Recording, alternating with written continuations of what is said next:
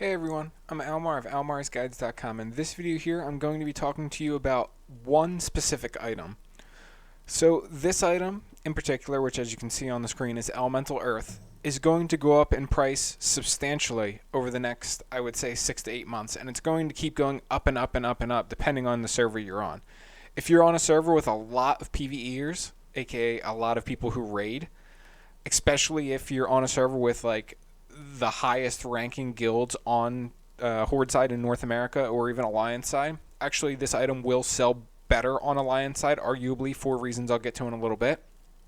But either way, this item is going to go up in price, specifically amongst PvE communities. And the reason for that is, and I will show you here, it's used in numerous very, very valuable and worthwhile items that people are always going to be using.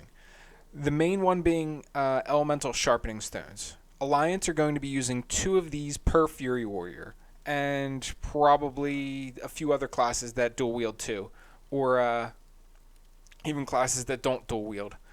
I think rogues use them on their offhands with a good poison on their main hand and this on their offhand. I could be mistaken. I know 100% sure Fury Warriors use these like crazy.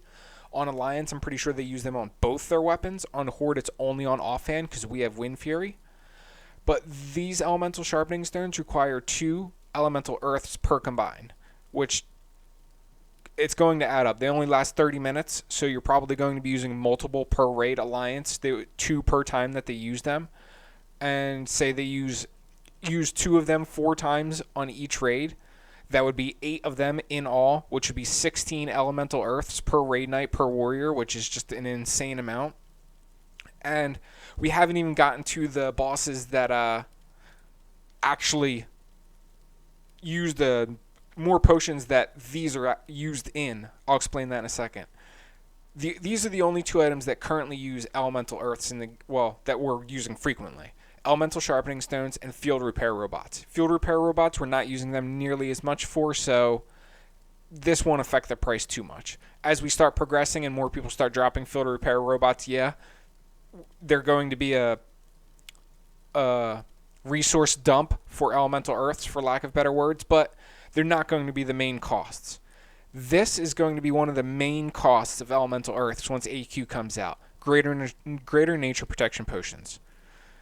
I imagine a lot of people are going to be using the regular nature protection potions because these are going to be just way too expensive for most people to use. Elemental Earths are already almost 2 gold a piece. I think when Blackwing Lair comes out, they're going to go up to about 6 gold or more because of this potion, Restorative Potion.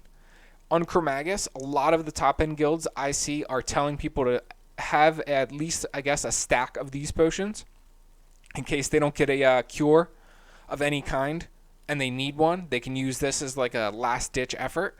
So Blackwing Lair is going to raise the price of Elemental Earths when it releases, due to this potion primarily. Then when AQ comes out, it's going to raise the price again for this potion.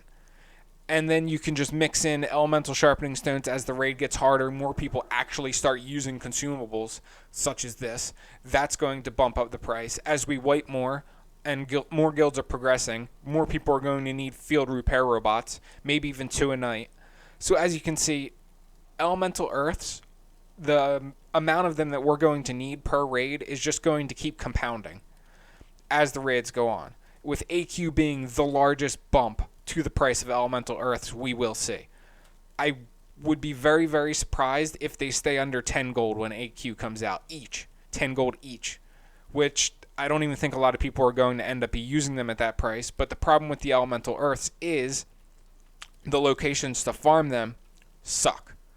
There's no good instance you can farm them in besides maybe Moradin.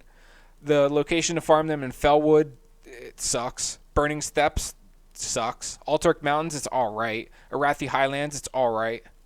Arathi Highlands is probably the best place to farm them, if I'm being honest. And it's probably going to be as camped as the Fire Elemental one, so it's not even worth it in my opinion.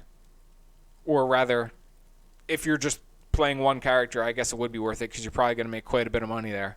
As a 5-boxer, it's not as worth it for me. But that's basically all I have to talk about in this video. I wanted to make a video specifically for Elemental Earths because it kind of just struck me the other day how much this one item is going to change in price as time goes on. Like I said, Blackwing Lair, we're going to see a small price bump, maybe 2 to 3, maybe 4 gold depending on your server. But when AQ hits, man, that's going to be a huge, huge, huge price jump. Use that to your advantage, guys. I'm sure you'll be able to make a whole bunch of money or save money if you're buying elemental earths now so that you can use them in the future. Anyway, that's all there is to it. I hope you guys enjoyed the video, and I will catch you around the next one. See ya.